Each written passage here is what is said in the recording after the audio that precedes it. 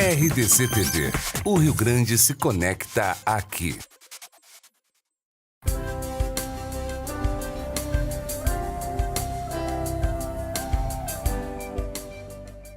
Nossas histórias conta hoje a história de Luiz Felipe Maldaner.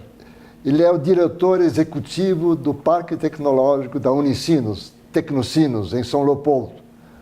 Antes disso, ele foi diretor do Banco do Brasil, oportunidade em que ele abriu o escritório do banco em Seul, onde morou por 5 anos e meio. Voltando ao Brasil, foi sendo diretor do Badesul. E depois disso, e agora, diretor executivo do Tecnocinos. Uma vida, Felipe, sem muito tédio, ou pelo menos sem tempo para tédio, ou não? É verdade, sempre foi bastante movimentado, graças a toda a situação em que eu vivi no Banco do Brasil, né, por 36 anos no Banco do Brasil, foi uma vida longa, quase um casamento, dá para dizer assim, né?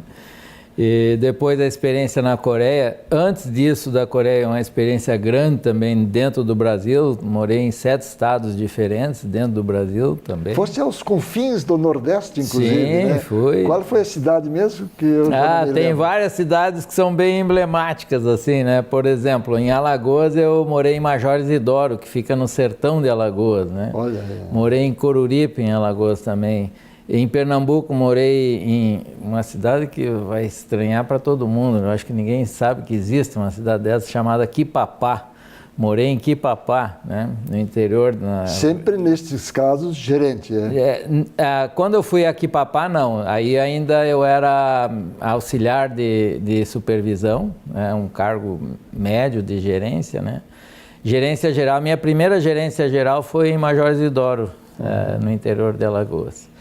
E depois, essa experiência dentro do Banco do Brasil, viajando pelo Brasil, culminou com a minha possibilidade de ir à Coreia e abrir o escritório do Banco do Brasil. Como é que foi o convite? Era uma opção para tu escolheres ou tinha uma decisão sobre isso? Né? Na verdade, ocorreu assim. Em 2013, eu iniciei um mestrado em administração na Unicinos. A minha dissertação de mestrado foi um estudo do Sistema Nacional de Inovação. Eu fiz um estudo comparado Brasil e Coreia do Sul. Desse estudo, dessa dissertação, depois surgiu um livro, a Fevale eu fui professor da Fevale um tempo, e aí a Fevale resolveu editar o livro, porque achou que o assunto era atual. E o diretor do banco descobriu isso por alguma forma e me ligou perguntando se eu tinha interesse de ir para a Coreia, que eles precisavam de alguém para abrir o escritório e alguém que conhecesse um pouco mais da Coreia do que simplesmente um bancário, né? Só um pequeno parênteses. Na tua dissertação, tem no meu computador, inclusive, ela. Sim.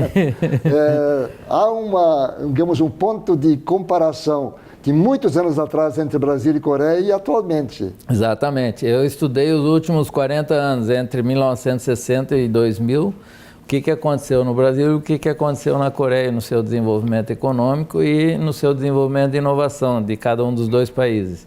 E fiz uma comparação para ver por que a pergunta de pesquisa era saber por que a Coreia, partindo do mais ou menos do mesmo patamar nos anos 60, chegou em 2000 muito à frente em termos tecnológicos do que o Brasil. Nós estávamos até um pouco mais à frente da Coreia há 40 anos atrás. Exatamente. E a Coreia, como é que foi essa? O grande desenvolvimento na Coreia surgiu por medidas de governo, principalmente ação de governo, planejamento estratégico do governo em planos quinquenais, que começaram em 1961 com o General Park, que foi um ditador até 1979, e ele instituiu esses planos e ele seguiu à risca esses planos. E a Coreia, mesmo depois da redemocratização, seguiu atuando dentro desses planos estratégicos, que envolviam primeiro um forte investimento em educação, indústria básica e investimento elevado em tecnologia, em áreas que alguns países estavam saindo e não estavam atuando, né? E a Coreia atuou fortemente nessas áreas. Agora, abrir o escritório do banco numa região, na Ásia, numa cultura diferente, língua diferente, não foi nada fácil, Um não. desafio. É? Foi um desafio. Como é que tu fizeste? Sempre tinha algumas pessoas que falavam português ou que entendiam um pouco mais das duas culturas, Brasília ou não? Na verdade, nesse caso, eu fui meio de mala e cuia, meio solito. Fomos eu e a família só, né? E eu fui com a esposa e 2 filhos pequenos para lá. E no começo eu não tive nenhum apoio diretamente lá. Tive algum apoio de Brasília, mas daí de Brasília para lá. Mas lá mesmo só eu estive sozinho nos primeiros 8 meses. Até conseguir os registros e conseguir instalar os escritórios, atuei sozinho. Só depois disso que eu consegui contratar um assistente, né? Então aí que já, daí ela falava coreano e aí melhorou, mas até os primeiros 8 meses foram bem difíceis. Em paralelo ao desenvolvimento do escritório, tu estudaste também, não é? É, aproveitei a oportunidade. Como eu tinha esse livro que foi lançado aqui, eu levei junto, mostrei lá para algumas pessoas. Tinha um professor de uma universidade que sabia espanhol e ele conseguia ler, então. Daí ele pediu para ler o livro e daí me convidou, olha, você não quer fazer um doutorado na nossa universidade? Você tem já vários mestrados, você não quer fazer um doutorado? E aí eu aproveitei a oportunidade. O livro é esse aqui, ó, Desafio da Inovação, Brasil, Coreia do Sul. E esse livro que o professor viu e aí me convidou para fazer o doutorado. E aí eu disse, olha, é uma boa oportunidade. Apliquei na universidade, fui classificado e... Esse livro ainda existe em livrarias? Não, não tem mais, ele está esgotado já. Já a segunda edição já esgotou também. Porque é interessante, muita gente se interessa hoje exatamente para fazer esse comparativo. Isso. Mas do estudo surgiu um diploma também, lá na Coreia, né? Esse diploma aqui é um negócio... uma joia, né? É uma joia. É um diploma... Ó, tá até virado. Deixa eu ver. Não, tá certo, é assim mesmo. Tu sabe ler de cima para baixo? Eu sei lendo aqui desse lado. Infelizmente eu não consigo ler, porque aqui tem a data de nascimento, né, que está aqui também, meu nome, a data de nascimento e aí o curso que eu fiz. Como eu fiz um doutorado em estudos latino-americanos, no Brasil não tem esse doutorado. E então ele aqui no Brasil foi validado como doutorado em administração. Que só o Brasil ainda não tem nenhum doutorado específico em estudos latino-americanos. Bom, instalado o escritório, funcionando, então deu para voltar de novo, né? E a gurizada, como é que se adaptou? Ainda antes de falarmos da volta. Esse foi um processo difícil, porque a gente conseguiu uma matrícula num colégio americano, na verdade com as disciplinas em inglês, e eles tinham bastante dificuldade em inglês. Os primeiros 15 dias deles no colégio foram assim, aterrorizantes para eles, não entendiam nada do que se falava. Mas falavam inglês já? Falavam um pouco inglês, mas não para assistir uma aula o dia inteiro, porque lá o colégio começava de manhã e ia até de tarde, né? Então eles ficavam o dia inteiro na escola. E isso os aterrorizou um pouco. E a partir de um determinado momento a gente conseguiu, dentro da escola tinha uma que eles chamam English as a Second Language, é um cursinho separado.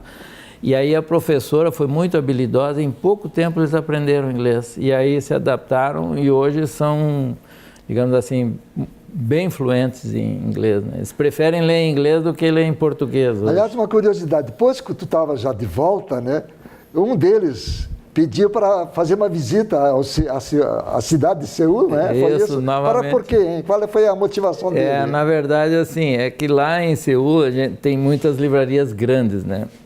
Assim, mas livrarias enormes mesmo, que aqui no Brasil eu acho que talvez eu tenha uma ou outra em São Paulo, mas igual àquela eu ainda não conheci. E a gente ia muito lá para comprar livros em inglês, para eles lerem na escola, porque a escola tinha um incentivo muito forte para leitura de livros. E a gente ia lá comprar livros assim, meio a rodo, né? Eles gostavam de ler bastante. E ele pediu para voltar lá para ir naquela livraria para comprar livros, um negócio assim meio surreal para um guri de 18 anos, 17 Mas para anos. ti foi bom, significou de que ele foi uma etapa importante na vida dele. Verdade, né? O Vicenzo hoje é um guri que está estudando no Liberato, está terminando o Liberato agora, e é um guri que está bem interessado em tecnologia também. Voltando ao Brasil, Eu tive o convite, então, de lecionar na Unicinos e, ao mesmo tempo, fui convidado para trabalhar no Badesul, como você mencionou na abertura aqui do programa, né? E aí, no Badesul... Antes disso, tu te aposentaste do Banco do Brasil. Do Banco Brasil, sim. A gente, para aposentar, eu tive que trabalhar um dia no Brasil e daí consegui me aposentar. Só para o ouvinte ter o telespectador ter uma ideia, tu foste diretor de carreira, nada de QI, não, né? Mas o Banco Brasil no Banco do Brasil, a gente todos são concursados, né? Fazem carreira dentro do banco como concursados. Mesmo sendo diretor? Eu, na verdade, eu fui superintendente, um cargo quase equivalente a diretor, mas tenho o cargo de superintendente e de diretor também. Sim. Então, eu fui superintendente. Bom, na volta, então, foste convidado para ser diretor do Badesul, né? Isso, aí fui diretor do Badesul por 2 anos. E é uma experiência diferente? É diferente porque é um banco de fomento, não é um banco de varejo, é um banco de fomento ligado principalmente ao desenvolvimento do Estado, projetos de desenvolvimento, geração de empregos, né? É um pouco diferente do que um banco de varejo que tem um portfólio de produtos muito vasto, né? Um banco de desenvolvimento é mais focado em investimento mesmo, financiar projetos de empresas e tal. Né? E, enfim, foi uma experiência também interessante, não é? E eu achei muito interessante. Para coroar, digamos assim, toda a tua atividade bancária, né? Porque também ali no Badesul se criou uma carteira de participações, né? E eu fui diretor de inovação e participações também. Então, para começar a investir, ter fundos de investimento em empresas, startups, empresas que tenham envolvimento com tecnologia também. Né? Bom, nós vamos fazer um intervalo e na volta nós vamos falar então sobre a tua atividade atual, Tecnocinos, uma atividade também extensa e muito importante hoje porque os parques tecnológicos são uma das boas coisas que se fazem aqui no Rio Grande do Sul. Um intervalo e já voltamos.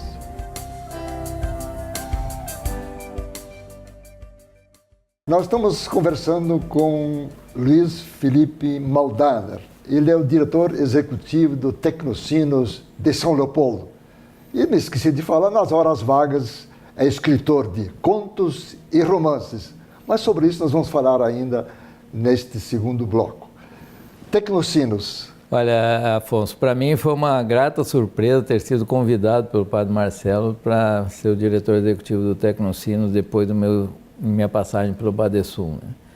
Porque o Tecnocinos tem uma visão completamente nova sobre inovação, tecnologia, e a gente tem conseguido incrementar fomentar o surgimento de startups através de apoio aos jovens que têm ideias e que querem, a partir daí, estabelecer suas próprias empresas, né?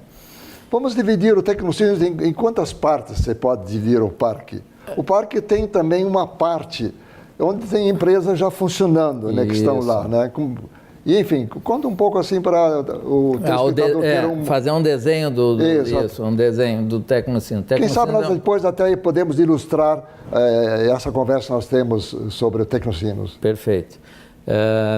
Tem uma parte, o Tecnocinos é um parque tecnológico que engloba empresas já estabelecidas, empresas de mercado, que tem uma boa porção delas, em torno de 60 empresas já estabelecidas, e uma incubadora tecnológica que daí fomenta essas startups, que nós temos hoje em torno de umas 40 empresas startups nessa incubadora. Uma rápida definição de startups para o ouvinte, telespectador que não está familiarizado com esse termo. Uma startup é uma empresa nascente com base tecnológica. Alguém tem uma ideia e transforma essa ideia em negócio. Isso aí, exatamente. É uma ideia É gurizada nova em geral, né?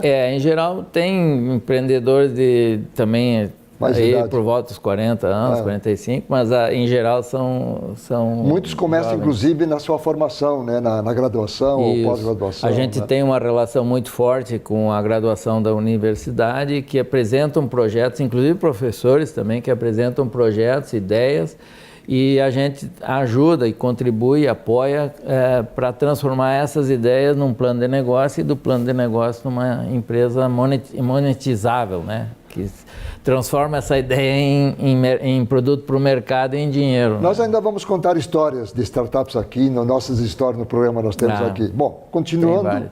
Então, esse conjunto de atividades das empresas já estabelecidas com empresas startups forma esse conjunto todo que a gente chama de Tecnocinos, né, que é o Parque Tecnológico. Dentro do parque a gente tem empresas internacionais de grande renome, como a SAP, uma empresa alemã que tem laboratórios em 18 países, e o laboratório da América Latina está lá conosco, em São Leopoldo. Para terem uma ideia de como cresce essa área, o projeto da SAP começou com 30 funcionários há 10 anos atrás, hoje tem mais de 1.000, em torno de 1.200 funcionários. No Tecnocinos isso? E só na SAP do Tecnocinos. Né? Então, o crescimento é o laboratório da SAP que mais cresce no mundo, é o aqui de São Leopoldo. Eles têm 18 laboratórios no mundo. Então, a nossa região também está sofrendo uma reconversão econômica importante. Inclusive, esta foi sempre um dos... Eu me lembro de alguma entrevista da qual eu participei, dos reitores que passaram... O Padre Marcelo, principalmente, fala exatamente isso. A reconversão, ou seja, para que o Vale do Sino não esteja exclusivamente dependente do couro e do calçado. Né? E em São Leopoldo tem um pouco de metal mecânico também. Mas essa reconversão econômica está fazendo um enorme significado. Essa semana, segunda-feira, saiu uma matéria no NH, que é um jornal lá de Novo Hamburgo, e mostrando na região o número de empregos gerados. São Leopoldo, numa vasta região, Vale do Paranhana, Vale do Caí, Vale do Rio dos Sinos, é a cidade que mais gerou empregos no ano 2018. Olha, estava meio parada a cidade antes disso, né? E ano passado, São Leopoldo, todo ano, daí considerando 2017, ano passado a cidade de São Leopoldo ficou em 46º lugar no país, no Brasil todo, em geração de novos empregos. Então, isso significa assim, e grande parte desses empregos na área de serviços, que é exatamente o foco do nosso Tecnocinos, né, do nosso parque. Então, a Unicinos fornecendo, como universidade, fornecendo e preparando mão de obra e preparando capital humano para essas empresas, e essas empresas gerando novos projetos e crescendo, assim, significativamente. Para ter uma ideia, hoje tem, a CW tem 120 vagas, a Meta tem 80 vagas, a SAP tem 200 vagas. Então, hoje a SKA tem mais de 60 vagas. As empresas estão crescendo e precisando sempre de capital humano. E uma das coisas que a gente fala lá para a gurizada da universidade, tia, vocês têm que aprender inglês, têm que falar inglês, porque hoje um parque internacional como o nosso, sem falar inglês ou espanhol, ou inglês e espanhol, é muito difícil também de conseguir emprego. Eu sempre digo para qualquer pessoa que quer, digamos, conseguir trabalho, tem que saber inglês e informática. Mas lá não precisa se falar informática, porque ela está envolvida. Todos estão envolvidos na informática, né? na tecnologia da informação. Né? É verdade. Então, hoje é muito importante para o Tecnocinos e para as empresas do Tecnocinos ter capital humano, gente para trabalhar. Você é uma espécie de prefeito daquela cidade? Não diria ou você isso. Tem atividade mais intelectual ou também administrativa? Administrativa bastante também. A gente tem vários projetos de conexão das empresas com a universidade. Estamos trabalhando agora, as empresas estão demandando da universidade que consigam trazer egressos da universidade preparados para o que as empresas precisam, né? Então a gente está fazendo essas conexões e procurando fazer com que as empresas consigam seu principal ingrediente, que é o capital humano. Tu te lembra de alguma coisa, deves lembrar, né? De startups, que tipo de atividades surgiram dessas? São 40 hoje aí, incubadas, 40, né? Incubadas. Eu sempre gostei da ideia da incubadora. Como é que é? Incubadora. Incubadora, né? Da ideia de cuidado, né? De ajudar, de criança, de nenê, etc. Quer dizer, realmente é uma empresa, é um ser nascente, né? Isso mesmo. Nesse caso, né? Tem vários exemplos, por exemplo, a Arpac, que é uma empresa que inventou um drone para pulverização agrícola. Então essa aí tem agora um projeto grande com a BASF, está trabalhando em larga escala com a BASF lá em São Paulo, e praticamente começou com investimento privado, pessoal do empreendedor, e hoje já está ganhando praticamente o mundo. Hein? Aliás, eu conheço um pouco dessa história, um dia eu também contei a história dela. O titular, inclusive, tem um acidente, né, de aviação em Bagé, né? Aí ele se lembrou de tanta gente que pulveriza, que dirige avião de pulverização e que sofrem acidentes. Então, o drone não precisa de guia, de piloto nem nada. Está no chão e não tem risco. Uma outra ideia, assim, que eu tinha... Tem uns guris, mas esses são bem novos mesmo. A mais velha é a menina que tem 21 anos. Eles são originários do Liberato. No Liberato ganharam lá um prêmio na Mostra Tech da Unicinos, estão estudando na Unicinos, e inventaram um sistema de automatização para pivô central, para irrigação de pivô central. Pivô central é para... irrigação do solo. Exatamente. Irrigação do solo na agricultura. Usa muito agricultura. Na agricultura. E eles conseguem, com o sistema deles, medir a umidade do solo e ativar e desativar o pivô central na medida da necessidade da água que aquele solo precisa. Então não gasta água em demasia e nem menos do que aquele solo precisa. Um gurizada que inventou um sistema e está já funcionando bem também.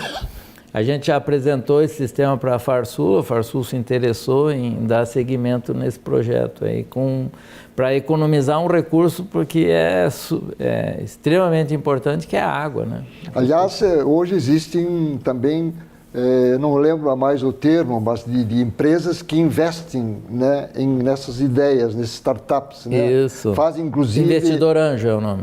Investidor anjo. Isso aí. Até gostei muito da expressão. O anjo que está acompanhando. Ajuda, exatamente isso. Anjo da guarda. Quer dizer, empresas que não participam da administração, é como se fosse um investimento qualquer, investem em startups. Fazem, inclusive, concursos, né, Sim. Maldana, né? E alguns investidores anjos, além do investimento, ainda também dão mentoria e ajudam a conectar essas empresas, startups, com outras empresas que podem ser futuros clientes ou futuros fornecedores, né? Então, também tem essa ajuda que o investidor dá, além do dinheiro. Bom, fora disso, como é que outras atividades que tu exerces, né? Onde é que tu concentras mais a tua atividade no Tecnocinos? Né? Nessa conexão, procurar fazer a conexão das empresas com a universidade e das empresas entre si. Esse é digamos assim, o meu maior desafio, conseguir que isso ande naturalmente, que se frutifique e que a gente consiga transformar o Tecnocinos cada vez mais num ambiente efetivo de inovação, um ambiente coletivo de inovação. Neste mundo tecnológico, onde parece que tudo se faz para automatizar e reduzir a participação da mão de obra, do trabalho humano. Sim. Como é o futuro do mundo, hein? A gente participa tu deves participar de outros encontros também, tens esse ambiente, vai ter trabalho para todo mundo, nesse mundo tecnológico em que tudo parece que vai se automatizar? Eu digo que sim, Afonso. Eu acho que o que vai haver são mudanças de profissão. Tá? O que acontece? Há pouco eu mencionei de várias vagas que as nossas empresas têm, né? As vagas que existem hoje lá no Tecnocinos. E não é só lá, em outros parques tecnológicos isso acontece da mesma forma. O que a tecnologia vem? Como já dizia o velho Marx, né? A tecnologia está aí para ajudar o ser humano a não precisar mais fazer tarefas tão brutais. Por exemplo, um soldador. Porque um soldador que vai soldar, vai fazer solda numa fábrica, é um trabalho bastante brutal, bastante quase desumano em alguns aspectos, né? Faz isso com o robô. O robô vai fazer isso. E essa pessoa vai trabalhar em uma área que seja um pouco mais digna para um ser humano. E é assim que o que precisa? É as pessoas aprendendo que tem outras formas de trabalho e outros trabalhos que podem ser feitos. E a pessoa também tem que se preparar para isso. Sair daquela condição anterior, se preparar um pouco melhor para assumir outras funções. Especialmente atividades mais de ordem intelectual, inclusive, né? Porque tu tem que ter um comando do robô, quer dizer, ele não vai fazer sozinho isso, né? Na agricultura, uma colheitadeira hoje já tem computador de bordo, então a pessoa que vai manobrar uma colheitadeira já não pode ser uma pessoa não alfabetizada, tem que ter alguma conexão com estudo, já conhecer melhor a tecnologia, né? Pena que o papo está no fim, está muito bom, viu? Falar sobre tecnologia, automação e esse excelente parque tecnológico nós temos aqui em São Leopoldo da Unicinos, como nós temos na PUC, como nós temos na Universidade Federal, como nós temos em Novo Hamburgo, em Lajado, enfim. Esses parques estão se multiplicando aqui no estado, que são, como eu vou repetir, são realmente das coisas muito positivas num estado que parece que vai indo para trás, mas a tecnologia parece que vai para frente. Quero agradecer a tua presença aqui, portanto, sempre muito ocupado. E de modo especial, quero agradecer a audiência deste programa, prometendo estar de volta para contar uma nova história no próximo domingo, sempre às 18 horas. Uma nova história de sucesso, às vezes misturada também com fracassos. Muito obrigado e tchau.